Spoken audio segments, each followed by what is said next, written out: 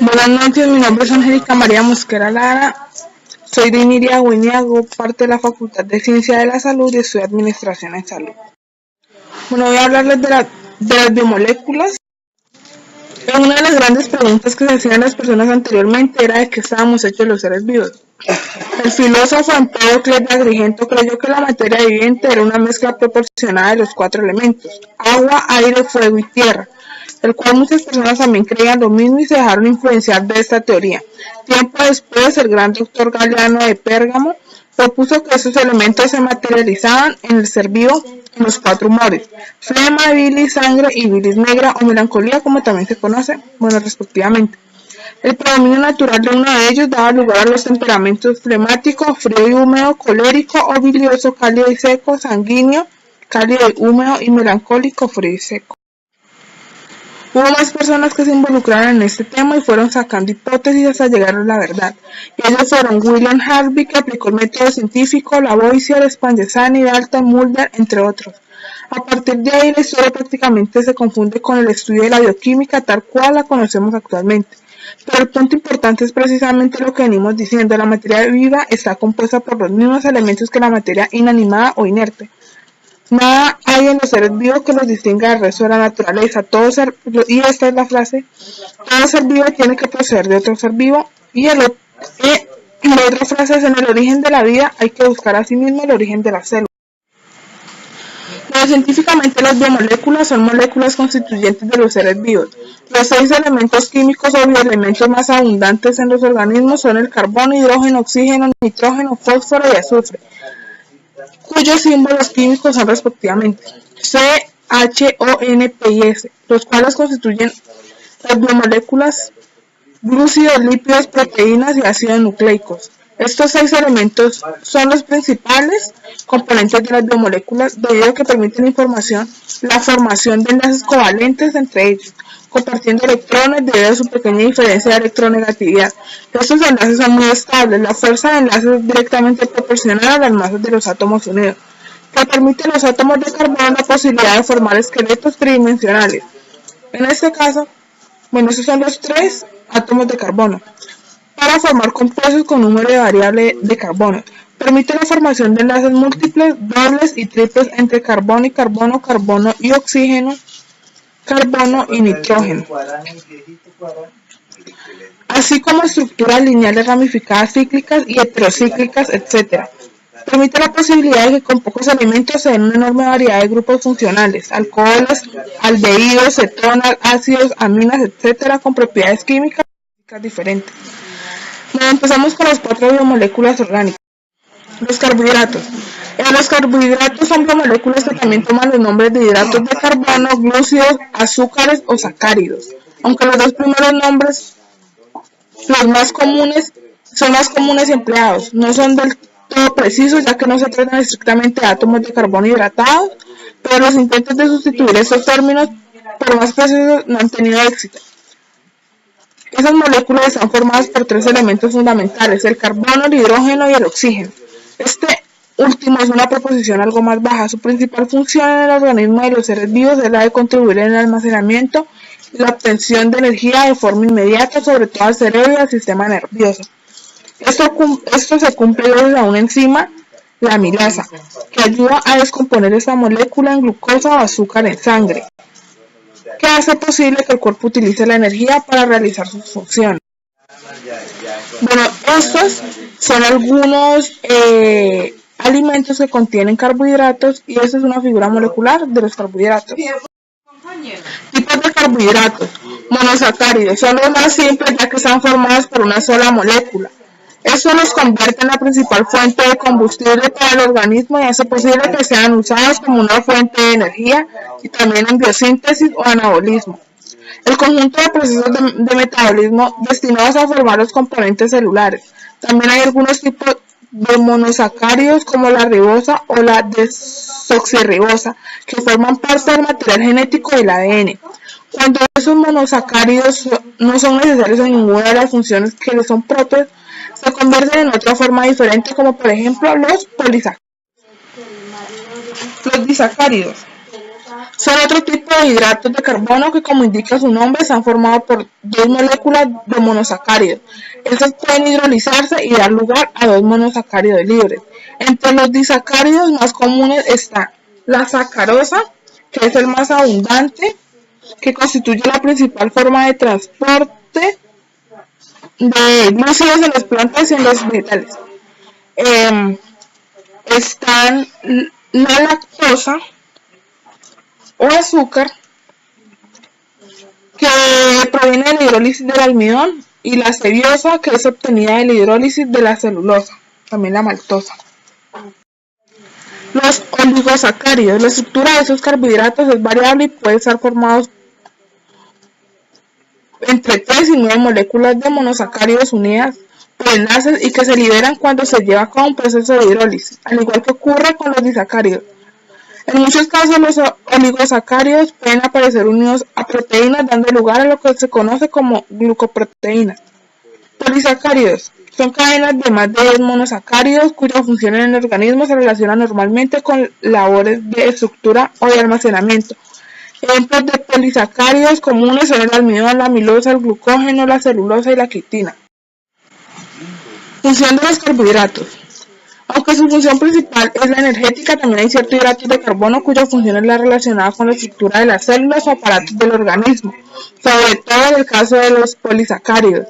Estos pueden dar lugar a estructuras esqueléticas muy resistentes y también pueden formar parte de la estructura propia de otras biomoléculas, como proteínas, grasas y ácidos nucleicos.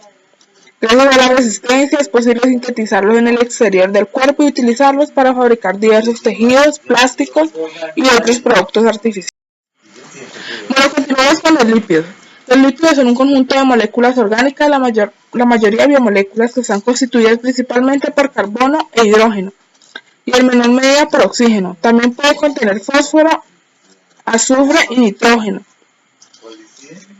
Debido a su estructura son moléculas hidrofóbicas, o sea, insolubles en agua, pero son solubles en disolventes orgánicos no polares como la benzina, el benceno, el cloroformo, lo que permite su extracción mediante este tipo de disolventes. A los lípidos se les llama incorrectamente grasas, ya que las grasas son un tipo de lípidos procedentes de animales y son los más ampliamente distribuidos en la naturaleza. Los lípidos cumplen funciones diversas en los organismos vivientes, entre ellas la de reserva energética como los triglicéridos, estructural como los fosfolípidos de las bicapas y reguladora como las hormonas esteroides. Esta también es una imagen de los lípidos, de la figura estructural de los. Bueno, las características. Los lípidos son moléculas muy diversas en el cuerpo. Unos son formados por cadenas alifáticas, saturadas o insaturadas. En general lineales, por algunos tienen anillos aromáticos, algunos son flexibles, mientras que otros son rígidos o semiflexibles, hasta alcanzar casi toda una flexibilidad mecánica molecular. Algunos comparten carbonos libres y otros forman puentes de hidrógeno. La mayoría de los lípidos tienen algún tipo de carácter no polar, es decir, poseen una gran parte polar o hidrofóbico que le teme al agua o rechaza el agua, lo que significa que no interactúan bien con solventes polares como el agua, pero sí con la gasolina, el éter o el cloroformo. Otra parte de su estructura es polar o hidrofílica, que tiene afinidad por el agua. Tenderá a asociarse con solventes polares como el agua. Cuando una molécula tiene una región hidrofóbica y otra hidrofila, se dice que tiene un carácter antipático. La región hidrófoba de los lípidos es la que presenta solo los átomos de carbono, que están unidos a átomos de hidrógeno, como la larga cola alifática de los ácidos grasos o los anillos de esterano de colesterol. La región hidrófila es la que posee grupos polares o con las cargas eléctricas como el hidroxilo del colesterol, el carboxilo, los ácidos grasos, el fosfato de los fosfolípidos. Los lípidos son hidrofóbicos. Esto se debe a que el agua está compuesta por un átomo de oxígeno y dos de hidrógeno a su alrededor, unidos entre sí por un enlace de hidrógeno. El núcleo de oxígeno es más grande que el de hidrógeno, presentando mayor electronegatividad. Como los electrones tienen mayor carga negativa, la transacción de un átomo de oxígeno tiene una carga suficiente como para atraer a los del hidrógeno con carga opuesta, uniéndose así el hidrógeno y el agua en una estructura molecular polar. Por parte, los lípidos son largas cadenas de hidrocarburos y pueden tomar ambas formas: cadenas alifáticas saturadas, que es un enlace simple entre diferentes enlaces de carbono, o insaturadas, que son las que están unidas por enlaces dobles o enlaces triples. Esta estructura molecular es polar. Clasificación bioquímica. Los lípidos son un grupo muy heterogéneo que usualmente se subdivide en dos, atendiendo a que poseen en su composición ácidos grasos, lípidos saponificables o no los posean, que son los lípidos insaponificables. Bueno, los lípidos saponificables son los semejantes a las ceras y grasas y que tienen enlaces éster y pueden hidrolizarse. Los simples son los que contienen carbono, hidrógeno y oxígeno. Los acilglicéridos son ésteres de ácidos grasos con glicerol. Cuando son sólidos se les llama grasa, y cuando son líquidos a temperatura ambiente se les llama aceite. Y los sólidos son las ceras. Los complejos son los lípidos que, además de contener en su molécula carbono, hidrógeno y oxígeno, contienen otros elementos como nitrógeno, fósforo, azufre u otras moléculas como un glúcido. A los lípidos complejos también se les llama lípidos de membrana, pues son principales moléculas que forman las membranas celulares. Están los fosfolípidos, fosfoglicéridos, fosfoesfingolípidos, glucolípidos, cerebrósidos, gangliósidos, lípidos insaponificables. Estos no tienen enlaces éster y no pueden hidrolizarse. Terpenoides, esteroides, prostaglandinas. Ácido nucleico. Bueno, los ácidos nucleicos son grandes polímeros formados por la repetición de monómeros denominados nucleótidos, que están unidos mediante enlaces fosfodiéster. Se forman largas cadenas con esos ácidos. Algunas moléculas de ácidos nucleicos llegan a alcanzar tamaños gigantescos de millones de nucleótidos encadenados. Existen dos tipos básicos, el ADN y el ARN. Bueno, eso es una muestra de la figura genética de los ácidos. Los tipos. Existen dos tipos de ácidos nucleicos, que es el ADN, que significa ácido desoxirribonucleico, y el ARN, que es el ácido ribonucleico, que se diferencian primero por el glúcido. La pentosa es diferente en cada uno, la ribosa en ARN y desoxirribosa en el ADN. Por las dos nitrogenadas adenina, guanina, citosina y timina en el ADN, adenina, guanina, citosina y uracilo en el ARN. Por las hélices, mientras que el ADN tiene doble hélice, el ARN solo tiene una cadena. Bueno, química de los ácidos nucleicos. El ADN y el ARN pueden desnaturalizarse. La elevación de la temperatura y los valores extremos del pH producen la desnaturalización del ADN de doble hélice. Generalmente eso sucede a la temperatura de su punto de fusión. Esto provoca el desenrollamiento de la doble hélice debido a la desestabilización de los puentes de hidrógeno entre los pares de bases. No hay ruptura de enlaces covalentes. La renaturalización es un proceso rápido que consiste en un solo paso. Para esto deberá existir un segmento de doble hélice de una docena o más residuos que mantengan unidas las dos hebras. Cuando el pH y la temperatura regresan a valores normales, lo que está desenrollándose se vuelve a enrollar espontáneamente. Pero si las dos hebras están totalmente separadas, se lleva a cabo en dos pasos. En el primero, el proceso es lento. Las hebras del ADN se reconocen al azar y forman un pequeño fragmento de doble hélice. En el segundo, el proceso es más rápido y las bases que se encuentran no apareadas se aparean progresivamente para formar la doble hélice. El efecto hipocrómico. Cuando se dan interacciones próximas del apilamiento de las bases de los ácidos nucleicos, eso produce una disminución de la absorción de la luz UV. En relación con la absorción de la disolución de los nucleótidos libres de la misma concentración, la absorción disminuye cuando se forma la doble cadena. Este fenómeno se le conoce como efecto hipocrómico. Cuando se desnaturaliza un ácido nucleico se produce un efecto contrario, hay un incremento de absorción que se llama hipercrómico. Las moléculas del ADN de un virus o de una bacteria en disolución se desnaturalizan en su punto de fusión. PM, que es la temperatura a la que la mitad del ADN. Las hebras están separadas. Dependiendo del contenido de este G, es mayor el punto de fusión, debido a que son 3 puentes de hidrógeno los que se deben romper. Continuamos con las proteínas. Las proteínas son biomoléculas que más diversidad de funciones realizan en los seres vivos, ¿sí?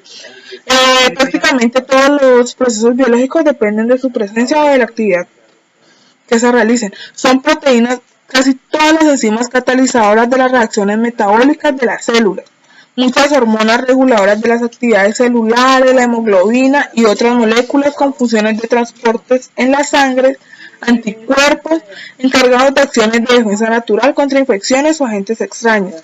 Los receptores de las células a los cuales se fijan moléculas capaces de desencadenar una respuesta determinada, la actina y la miosina, responsables finales del acortamiento del músculo durante el estado de la contracción. El colágeno, integrante de las fibras altamente resistentes en tejidos de sostén, de planta y el tallo. Propiedades. Las propiedades o proteos son macromoléculas formadas por cadenas lineales de aminoácidos. Por sus propiedades fisioquímicas, las proteínas pueden clasificarse en proteínas simples, que son holoproteínas formadas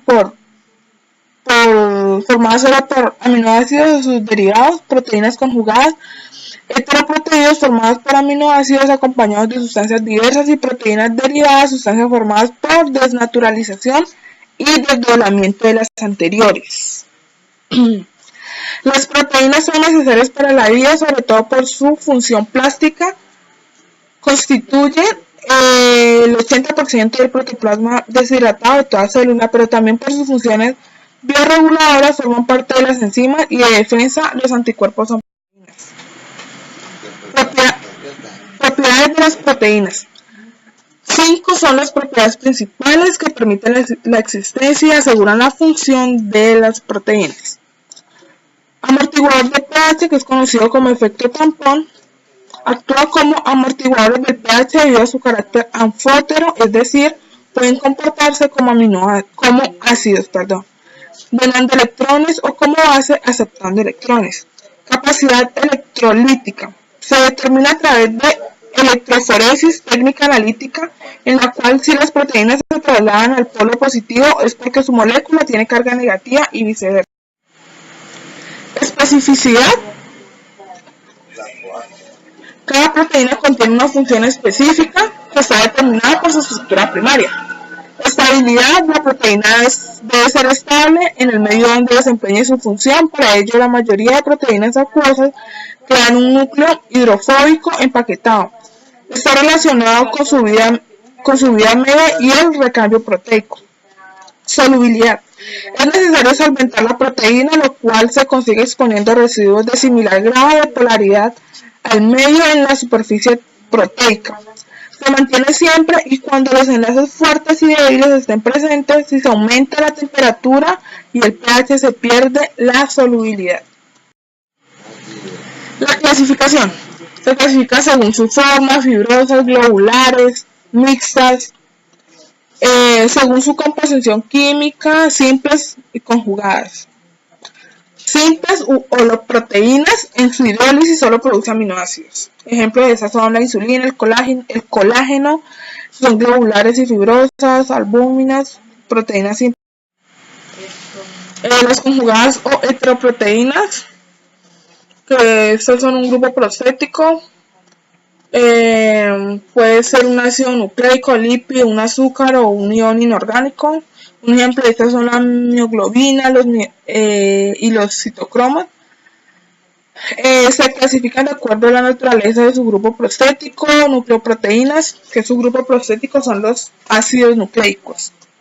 Lipoproteínas, su grupo prostético son los fosfolípidos, colesterol y triglicéridos. Metaloproteínas, el grupo prostético está formado por metales.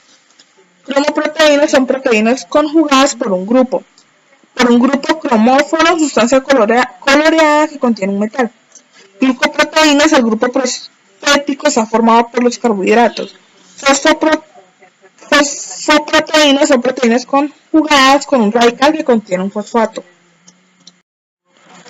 Bueno, y esos son los niveles estructurales de la disposición tridimensional. Niveles de organización de las proteínas: estructura primaria,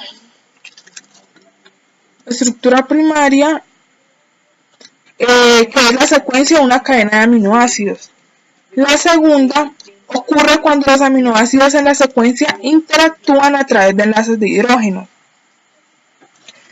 Estructura terciaria de las proteínas ocurre cuando ciertas atracciones están presentes entre hélices alfa y hojas plegadas. Y la cuarta estructura es una proteína que consiste de más de una cadena de aminoácidos. Esta es la bibliografía y muchas gracias.